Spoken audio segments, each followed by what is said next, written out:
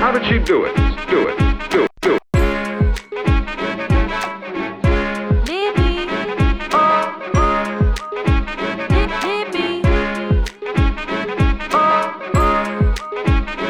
Libby. 3, 2, Libby. 1. It's the Libby Show. Greer Grammer, welcome to the Libby Show. How are you? I'm good. How are you? Good. Cheers. Cheers. Yes. I'm so glad you received it in time for our interview. Yep. I got it. I was so excited. It's so cute. Love it. Well, thank you for being here. So excited to finally meet you. I know one of our mutual friends connected us, and I'm just super excited to have you on season 2 of the Libby Show. Fans know you as April from The Middle. I got to add, that is one of my favorite shows to watch with my mom because that's one of her all-time sitcoms. Alyssa from Awkward on MTV. Your role is Kristin in The Last Summer. You've been on iCarly before on Disney. So share a little bit about, those roles in terms of them all having this little bit of a comedic characteristic to them and what draws you to that particular kind of role.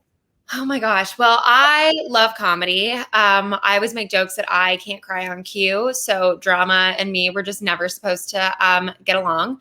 Although I do love drama. It's just a little bit harder for me. I'm naturally funny. I mean, that sounds really like self-indulgent. Like, no, you are. So, props to you. My dad's an actor. He is also famous for comedy. So I think it just like runs in my blood. My sister was on a show called Greek on ABC Family, which was also like a dramedy type thing. Yeah. It was a show that I was obsessed with. And so I feel like comedy just runs in the family. I get it. I get the timing and it's fun. It's really fun. Like, dramas can be so hard in the sense that like it takes such a toll on you when you go home at the end of the day, when you have to prep your work, when you have to like get to work, you have to be in a certain headspace. Like it's just mentally really hard. Whereas comedy, like you go and you just get to have fun and like it's the best. So I always try to be on a comedy show, which doesn't always happen, but like that's the roles that I have been known for are comedic roles. And I'm like so thankful for that because I love them and I loved playing all those parts. And what do you love most about being a part of entertainment where you're changing people's lives in a way where you're making them happy, making them laugh? What does that mean to you as an actress? Oh my God, it means so much. I'm like actually for a drama role that I had done. I did a movie called Emma's Chance in 2015. It's about a horse ranch, small independent film distributed by Sony. And I had a message recently about a woman and her granddaughter watched the film. Her granddaughter's father had passed away a few years ago. And so they were watching this movie because she likes horses and that it just meant so much to her. And it was just like this really big thing. And it was like, that made my heart so happy that somebody connected to the film, that somebody cared so much about it, that it brought joy to their life, like during a really hard time. And so there's nothing like that. It's the best to know that you're changing people's lives or that they have good memories with you. Even the people that watched Awkward will come up to me all the time and be like, your show got me through high school. And it's like, that's so cool because I had that same feeling with shows like The OC. Like that to me was like my show. And I still watch it as a comfort show to this day. And so to know that I could be that for somebody else is just like, so heartwarming and so cool. And it's just like one of the perks of being in entertainment. And people need that more than ever during this time. Yes. So that's cool. You've been able to contribute that from your talent. I have to ask about one scene in the premiere of season 2 of Awkward, where there's this shift in Lissa's character when she's at the party. And she's changing friends, she's apologizing, and it's just this really funny, quick-witted scene that you perform. Talk about how that was and how you prepared for it. Oh my God. That is one of my favorite episodes. And even now just talking about it, I'm like remembering, because it's been so long since I filmed it. So I'm like trying to think of all the things aside from the slap that happens, where she's like, slap me. And like Jenna hits her across the face. And I hit you, you hit me. So funny. Oh my God. And that's also the same episode where I say like, this year I'm going to let Jesus take the wheel because I'm too drunk to drive. Yeah. And I look for a cat. Like I'm like, there's a cat or there's a kitty or something. I can't even remember. But it was so fun to get to do that and to get to play something other than Sadie's sidekick. And that was kind of the first time we see Lissa break out at the end of season 1 and say like, no, like you're mean. You're the reason Jake broke up with me, like all this stuff. And she kind of finally gets her own. And then to see her in season 2 come back and to be remorseful and to be sorry for all that she did to Jenna and to really like be trying to like get that forgiveness and to make things right. And just to like be her own person. It was really fun. That was such a fun episode. Gosh, I could tell. Tell. And I was talking with a friend who's also a fan of the show about that whole MySpace blog era. Yes. Where janky websites, the weird font, like I just missed that time so much. And that episode was one of the ones that reminded me of that too. I always like wondered what Jenna's blog was like on. Like, was it on Blogspot? Was it like Xanga? Because to me, it felt like an Xanga. Am I even saying that right? Xanga? Yes, Xanga is what it was. Right, because that's how you pronounce things. I have no idea. I'm like Xanga. Or what was there was one though, Tumblr. Yeah. Oh yeah. No, but Tumblr I feel like is still going. Like people still have Tumblrs. I got an email. I was getting like there was a series of time where I was getting emails asking me to reset my password for Tumblr. And I'm like, I haven't used this in like 10 years. Like, why are they asking me to get back on there? I know. Yeah.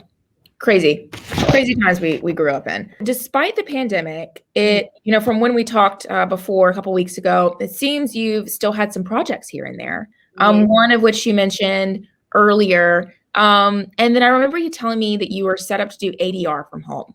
Yes. How was that? So weird, so different. So I had shot a movie at the end of 2019 with Kristin Davis and Dermot Mulroney. It's called Deadly Illusions. So we were finishing up post-production on the movie last year, right as the pandemic was hitting. And basically I needed to do ADR, which is just dubbing certain lines, certain sounds, certain things that sound didn't quite get when you're doing a film or something that doesn't cut right. So you have to go in and just kind of like redo the lines or do like a lot of the times it's like sounds, like it's like running or fighting sounds or like effort. I think that's what they call it, effort.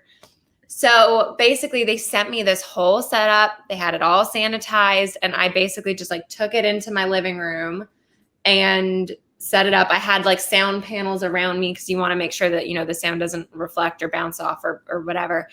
And I sat in my apartment in my pajamas and I redid. They had all the notes on what I needed to do. And then I would send it to the engineer and he would give me notes back and be like, actually, can you do this one again? But it was really nice because a lot of the time, like ADR can be awkward. And there is a sexual type scene in that film. And that was one of the scenes that I had to redo. Oh my God. Noises. So I was just basically in my room, like making sex sounds. Sorry. Just to be totally blunt about it. And it was, I think, easier because if I was doing it in a studio with like an engineer and the producer and like it would have been really like a lot because it's not like you're acting. It's like it's easy to do that in a scene when you have a scene partner and you're acting, but when you're just alone in your apartment, it's way more vulnerable. Mimic what you did in said scene. It was just a lot. And so I was actually very happy that it was just from home and I was just by myself. I bet they knew. They're ahead of time. They're like, this could be weird if we sent her to a studio of some type. Right. Yeah. Yeah. Going off that, you also worked on a Ted Bundy horror film with Chad Michael Murray during the pandemic. So what was that like? Are you a murder podcast fan? Are you into that type of into that type of entertainment. Yeah. How was that for you? I'm like, oh my gosh, yes. I love all the true crime stuff. I've been obsessed since I was like a teenager, which is crazy. I did a Manson movie a few years ago for Lifetime, which was like a dream to me. Like I got that audition and I was like, I have to get this part. I love the Manson murders so much, which is crazy because that's like not a thing that you normally say. Right. But I was so fascinated by them when I first heard about them that like so when there was a movie, I was like, oh my God. So similar thing with Ted Bundy. I knew a lot about the Bundy murders. I knew a lot about him. I obviously watched the movie with Zac Efron and Lily Collins when that came out. I've watched a ton of docs on him because it's just like fascinating. And I mean, terrifying and awful, but fascinating. So when I got this audition, I was like, that's exciting. And originally I auditioned for a different part. I put it on tape in June of the pandemic. And I remember seeing this and it was like slated to work in July. Like it was like filming in July. And I was like, that's not going to happen. They're not. And at that time, Hollywood was starting to come back and people were like, we think there's ways to make it work. But I was like, it's just going to get pushed because like so much is going to go wrong. So I was like, there's no way that movie is happening. And a few weeks later, I got a call and they were like, so you didn't get the part that you auditioned for, but they are offering you a different part, which I was so much more suited for because I knew I wasn't right. It was like a cop and it was, not a sorority girl. Cheryl, she's great. And I just remember being, first of all, Chad Michael Murray. Like when they told me that Chad Michael Murray was playing Ted Bundy, I was like, my 13-year-old self is screaming. A Cinderella Story. I mean, what's that? Freaky Friday, like One Tree Hill, all of it, So I was like, and he actually he became a friend and he's lovely and every time he talked to me, I was like, oh my God, what is happening in my life right now? Were you just like, oh my God, I got it. And then like, do you laugh about that now? Yes. Now, okay. I mean, like, I remember, oh my God, one of the nights I was driving home and I die for him to know that. But I just remember driving home at 3 a.m. and like we had said bye. It was my very last night on set. And so, I had texted him being like, thanks so much for being so great, like whatever. And he responded being like, you're a gem, like so nice to work with you, kind of a thing. And it's like 4 a.m. and I look at my phone and I see that his name is on there. And I'm like, first off, like, oh my God, like Chad Michael Murray is like me. And then I was like, I looked up and there was a song, like, so I was listening to like old 2000 song and it was straight up like from the Cinderella Story, like soundtrack. And I was just like, what is life? What is my life? So it was super fun, but regardless of that, it was a crazy time to be working and doing a movie during a pandemic because like we had to wear PPE. I had to do my own makeup. So they would touch me up, but like mainly just, just here and there, not, yeah. Yeah. And they would usually like give me a powder puff, like to do it myself. Gotcha. So most of my makeup is like all me. They would do my hair a little bit, but like, it was very kind of like undone. And luckily it was a 70s movie. So like all I needed was my hair straightened and that was right and easy. And it was very natural makeup. So like I was chilling. If it was something from like the 50s glam, like couldn't have done that. I am not a makeup artist. But yeah, we had our PPE all the time. I started breaking out like crazy because like makeup on top of a mask, on top of breathing, on top of it being 100 degrees outside during the summer of Los Angeles, like just kind of crazy. Everyone had face shields on set if you weren't an actor. We had to stay 6 feet apart from each other unless you were acting. And we did COVID tests 3 times a week. So like every other day they would come to set and test us. Yeah, we were all quarantined in a hotel. It was kind of crazy and just a lot. And one of the first productions to run, like to be up since like in the pandemic. So it kind of felt like we were guinea pigs. Like no one fully knew what we were doing and we were all just trying to do it as best we could so we didn't get shut down. Luckily there were no cases. Like there was no outbreaks there. So like, thank the Lord. But yeah, it was crazy, but like, oh my God, it was just so nice to be on set. It was just so nice to work and to like feel some sort of normalcy, even with all the craziness around me. as like far as, it's not normal to walk around and see people in masks on a film set, just like it's not normal to do in real life, but now it's becoming normal. So it was just crazy, but God, it was so nice to work. I bet. And having that, that cast community feel, I bet. Yeah. I bet you appreciate that even more now after going through a pandemic with them and, working at the same time to create something. Yeah. Well, and it's funny because we kind of all were more separated than we usually would have been. Because we couldn't really like stand around and chat or talk, and everyone usually ate in their trailers because the eating was so limited. So it was different, but it took us a few days, and like most of my scenes were with Chad, which is why towards the end of the film we got to be more friendly. But it did the beginning felt kind of very isolated because like nobody knew what we were supposed to be doing. Right. Like, is it okay to talk to you? I have no idea. But eventually we'll be acting and talking and communicating and it'll be fine, whatever. Did you learn anything specific about that Ted Bundy story that you'd never known about before? Like, I know it's been a reoccurring story that people have brought to the screens. So for you, what did you learn about that whole, mystery? Yeah. So long ago.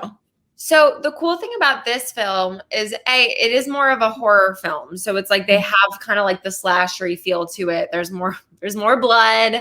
There's like, it kind of gets into that. It's shot more like a horror film than like a storytelling of this happening. But it focuses on the police officers that were looking for Ted. And I think that's a really cool story that I hadn't seen before. So it follows these two detectives trying to find him, and it's really from their point of view, and them following and them getting the clues, and like, so it was just a different perspective than I had ever seen put on it, because usually it's so much focused on Ted, and this was more about their hunt for him and what the FBI did and what they were, how they went on to go find him. Gotcha. I thought that was cool. I bet, for sure. And you said you're not sure when it's coming out, but sometime in the near future? Yeah, I just did ADR for that as well, actually, about a month ago. But that one was in a studio with the engineer, and then the director was on Skype. And that was really fun because, once again, like, just efforts. It was a lot of screaming, lots of choking, lots of running, lots of like out of breath stuff. Which I think is fun. Like, I always sit there and I'm like, this is my job. Like, what? That's crazy. Like, I just went into a studio to record like weird sounds for a movie. Yeah. And to honestly get some stress out. It sounds like. Yes. It's fun. You just get to be like creative and whatever, and try different screams. And it was a blast. So I just did that. I think they're getting ready. They're putting it all together, and hopefully it should be out this year. Gotcha. Well, I'm excited to watch it wherever it ends up being streamed or distributed. Thank you. I want to talk about a little bit of your love for the production side. You had told me that you were working a Christmas script. Share more about that and what that experience was like. I adore Christmas, everything about it. Actually, my tree is still up, so that's embarrassing, and it's February 12th. I love that. It's my favorite time of the year, so I figure I would keep it up until my birthday because it just makes me really happy still. Like, it's like a Marie Kondo thing. Until my Christmas tree is not sparking joy, I keep it up. It usually comes down in March. Like, that's about the time, the last few years, where I get sick of it. So I'm trying to write my own because I have yet to be cast in one. So I was like, I just need to write this. I just need to make my own content, basically. So one of the writers from Awkward she's done a Hallmark movie before, and I had reached out to her and was like, will you help me make a movie? And she was like, sure. So we're working on the script right now and getting that all set, and talking to different producers about like who might want to help me produce it. But yeah, so I'm trying to get more into the production side, trying to get more into the creating and developing side of filmmaking. And it's definitely different and hard, and comes with its own set of challenges, but I love it. And I'm hoping I can make it this year. Like, I'm hoping I can get everything together and like make a freaking Christmas movie, Let's go ahead and just manifest it right now on this episode of the Libby Show that Greer Grammer is going to produce and star in her own Christmas Hallmark movie. Yes. Lifetime, wherever it may be. We love it. We love it. We said it here. As an actress, what are some ways that you challenge yourself to grow as an entertainer? So whether that be in the realm of acting for a specific type of role or just in general, what are some ways you like to teach and grow yourself in your own craft? Right. So I think it's always important to be in classes. I think you're never really fully done learning as an actor. It's been hard during the pandemic because obviously acting classes are not happening. I know a lot of people are doing them on Zoom, but it's different. It's just different. One of the most important things for me was to go back to theater. I grew up doing theater. I love theater. I love musical theater. Like I love everything about being on stage. And I'd kind of stopped doing that when I started Awkward, which happened when I was 18. Even though I was a theater major at USC, I wasn't actually doing the shows. I wasn't performing there because I was literally just trying to get my degree while being on a TV show, which was its own type of crazy. Mm-hmm. So like any extracurriculars that weren't my sorority, I was like, I can't do, which is kind of crazy and probably not the way it should be. But you know what? I wouldn't give back that time for anything. I love that. But so when I was 26, I went and I studied at RADA, which is the Royal Academy of Dramatic Arts in London. It's like where every English actor has gone to school, pretty much. It's very famous. It's a very hard curriculum. And so while I wasn't like a full-time student of the college, they do these summer courses and they do different like courses that you have to apply to, get into, and then you can go. And I did their short course for musical theater and for contemporary drama. And that was life-changing. I mean, like, I think I learned more in those 3 weeks than I did at USC for 4 years, which has a great program. It was just different. It was also intense because it was a 2-week course. So you were just all the time. But I think it bettered me as an actor. And it made me, I was just in this kind of place where like, the entertainment industry, I think, can really kind of burn you out, especially being an actor in LA. You are doing auditions constantly and you're just getting sides and you're not really like working, but you're trying to work on auditions. And I was just kind of like, I want to sink my teeth into a role, into a character, into a script. And I didn't know how to do that here. And so I was like, I just want to go to London and I just want to study drama. I just want to study theater again. I want to go back to why I love to act, because I was almost kind of forgetting why I got into it in the first place, because your head can get so wrapped up in like being on TV and then making it go into social media, like getting followers, getting fame. Not that I don't consider myself famous.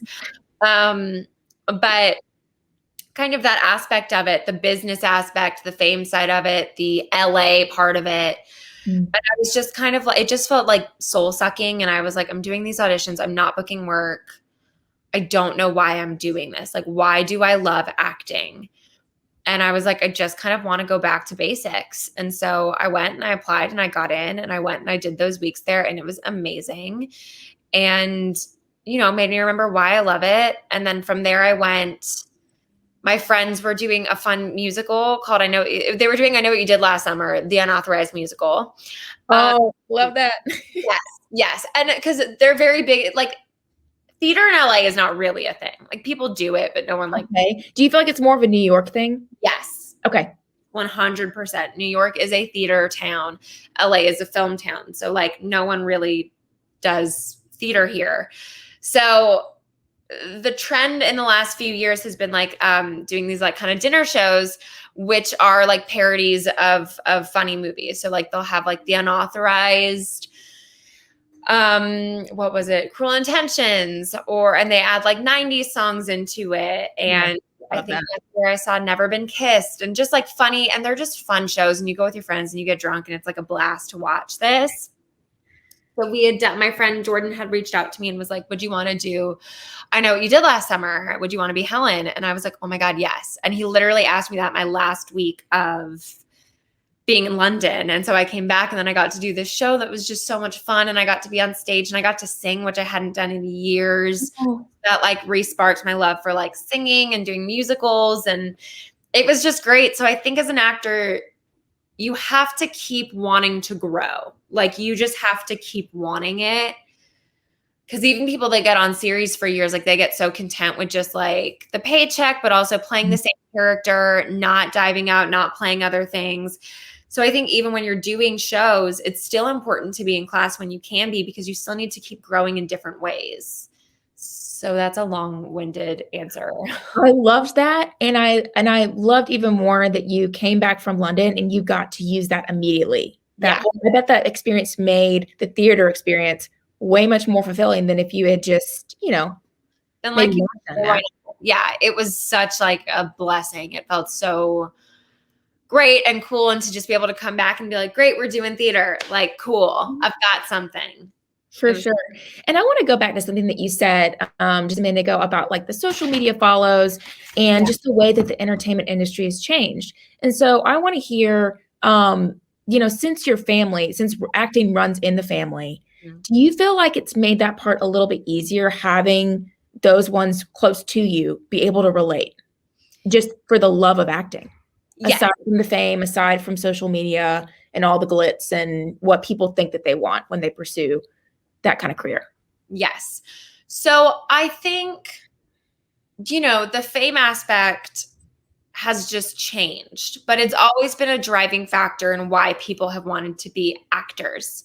And it's why a lot of people didn't make it. I think that's the biggest difference in today's world is that there is like anyone can be famous now, like literally anyone can be famous. You can go on TikTok and do whatever you want and like get 1 million followers. And then like all of a sudden you're a famous TikTok star versus like the people that it sounds mean to say talent because I know that a lot of TikToks, I'm on TikTok. I love TikTok. Right.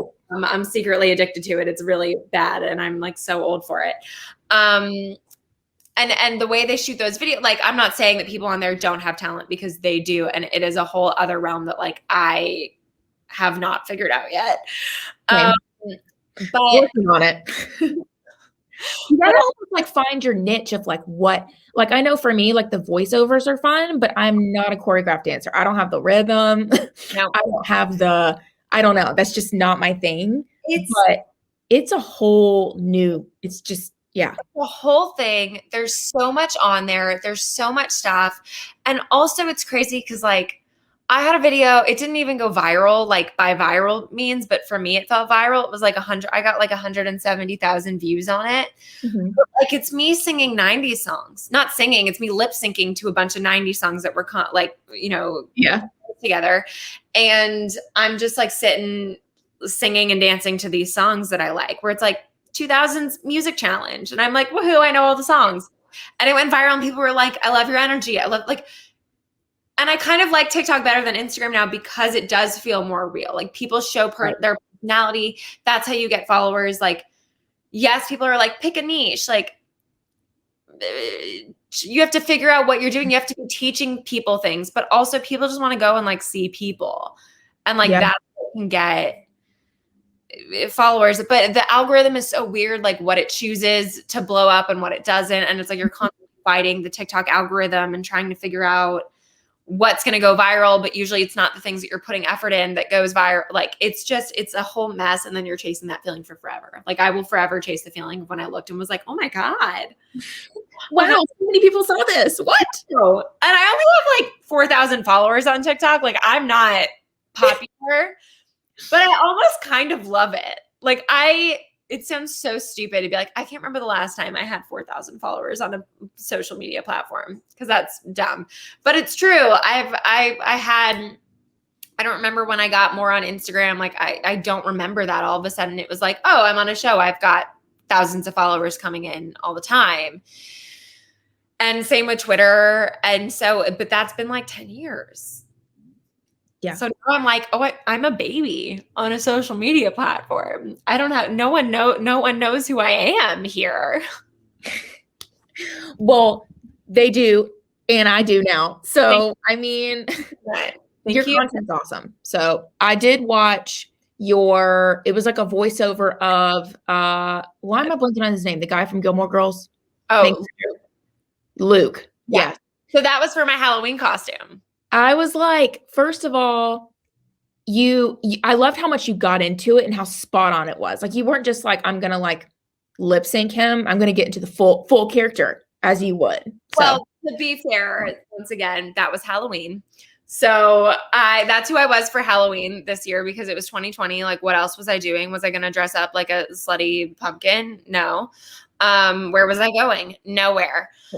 So I was like, I'm just going to be, oh my God, I'm going to be Luke. I'm going to be Luke for Halloween. And I did it and it was great. And I met up with a few friends to go take pictures in like this area of Los Angeles. And there were some people walking around with their kids and whatever. Cause like it's Halloween.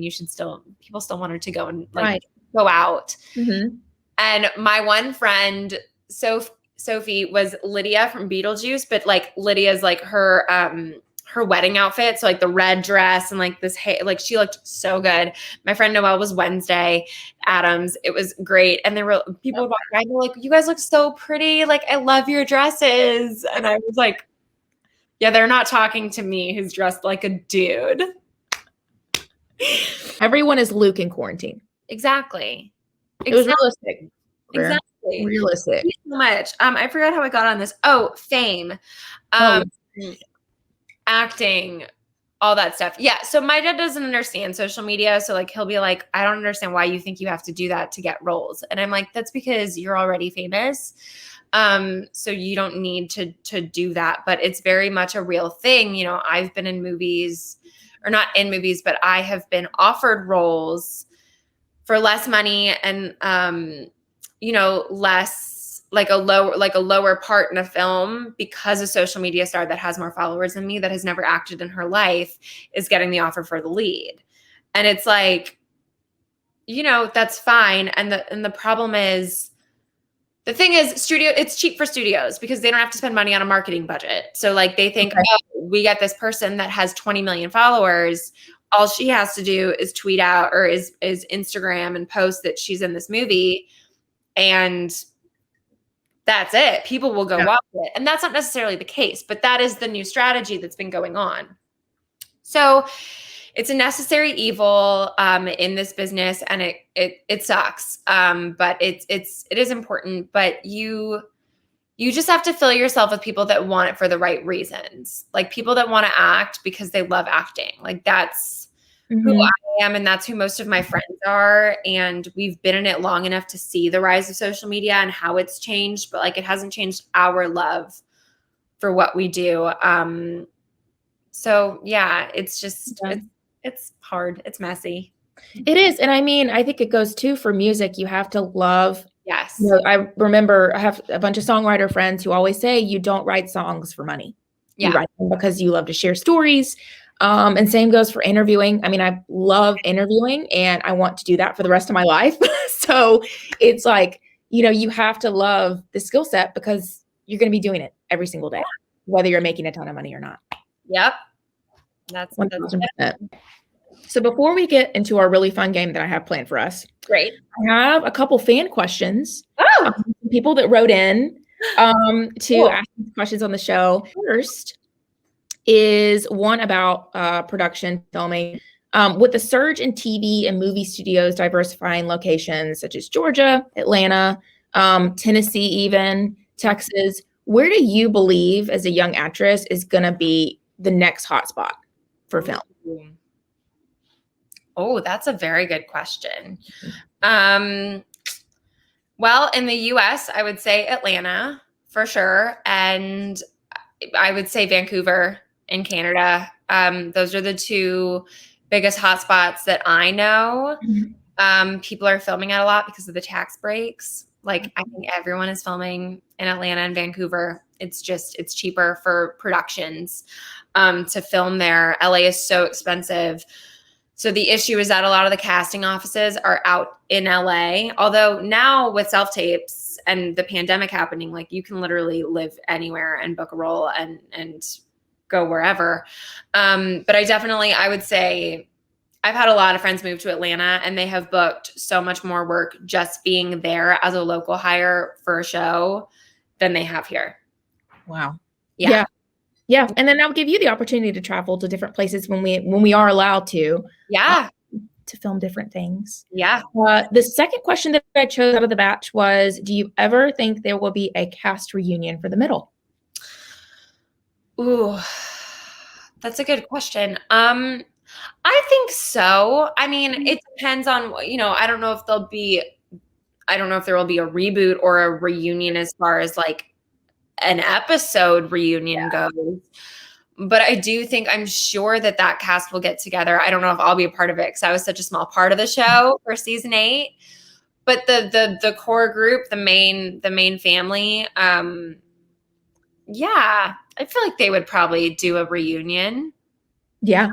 Through the grapevine, and by that I mean you, I know that Disney is a huge thing. And I wanted to do a Madlibs version of Let It Go. Great. Version, because that's one of your favorite films of all time. Yes. So what I have done, because this is a long song, I only chose like a couple verses and then the chorus, and then a few of the nouns, adjectives, whatever are going to be used again. So I'll go through these. All right, Greer. So first question for you is pick a verb. Hint, this is one of the most used ones in the song. Run. All right, an object. Ornament. Another verb. I already said walk, right? No. Oh, walk. Okay. We're so far from done, but this is already funny. Okay, a type of storm. Rain. An inanimate object.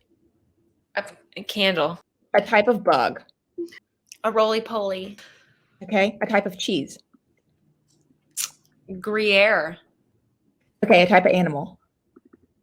Deer. And then your favorite flower. Daffodil.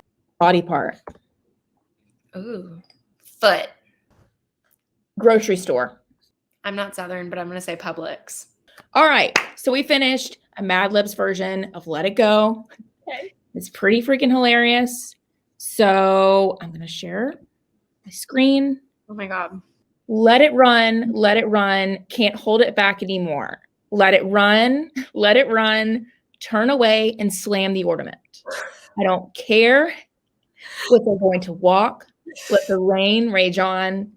The candle never bothered me anyway. It's funny how some distance makes everything seem grande. And the roly-polies that once controlled me can't get to me at all. That one I love because it just rhymes.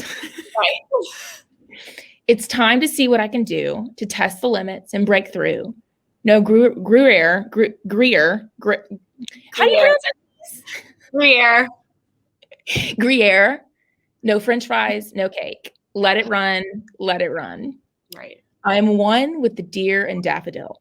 Aww. Let it run, let it run. You'll never see me watch.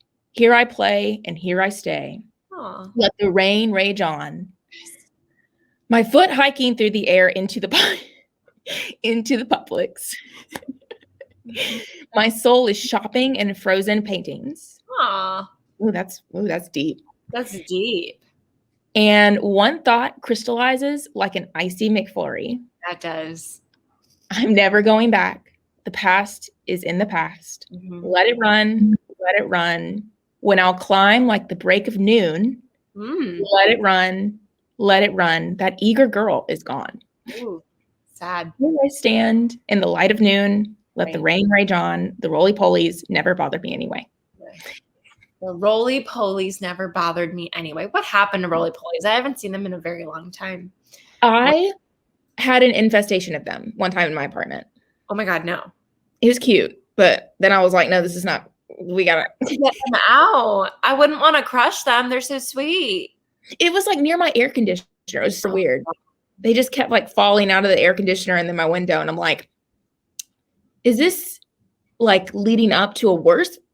Like, am I supposed to be really freaked out right now? Because I'm not, because they're too cute. They're so cute. I would have just kept singing the Roly Poly Oly theme song to them. It's Roly Poly Oly. Yes. What was your favorite kids show growing up? Ooh, Blue's Clues, 100%. Girlfriend. I lived for Blue's Clues. Are you kidding me? I loved Steve. Steve is I saw something on TikTok.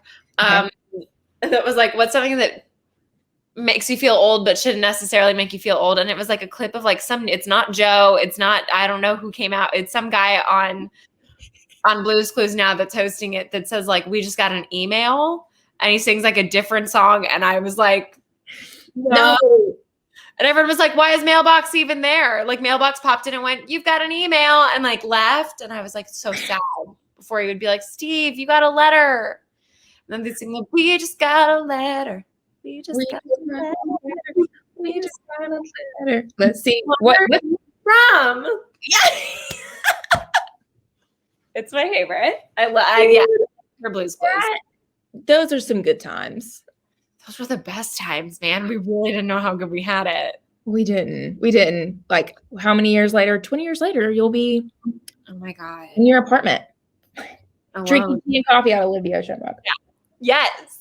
Well, Greer, this has been such a pleasure. Loved having you on the show, and cannot wait to share this episode with everybody. They can follow you, Greer Grammer. It's with an ER, everybody. On Instagram. Are you on Facebook? You're on TikTok, right?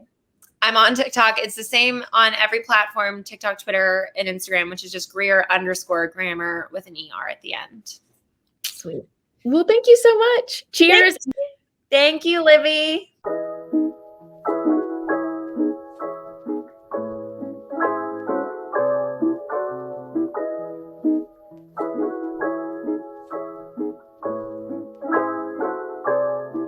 It's the Libby Show.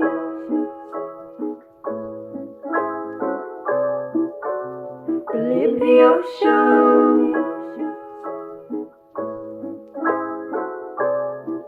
It's the Libby Show. It's the Libby Show.